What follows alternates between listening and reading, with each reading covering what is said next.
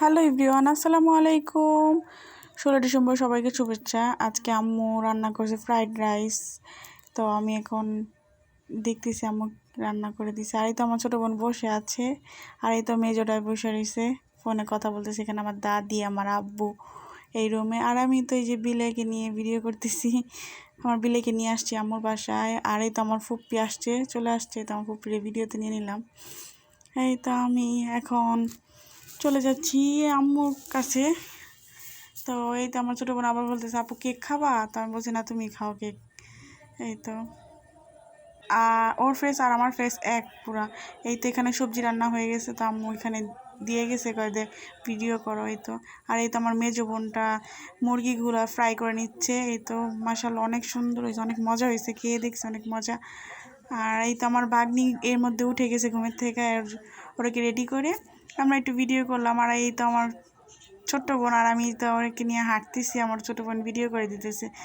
আমার ভাগ্নি প্রচুর মানে ও হাঁটবে না, জাস্ট ভিডিও করবে। এই তো আমার ছোটো বোন বলে, আপু তোমাকে নিয়ে, ওর ফেস আর আমার ফেস। আর এই যে আরেকটা ম্যাডাম, এই তো আমার বোন আরেকটা 3 নম্বর।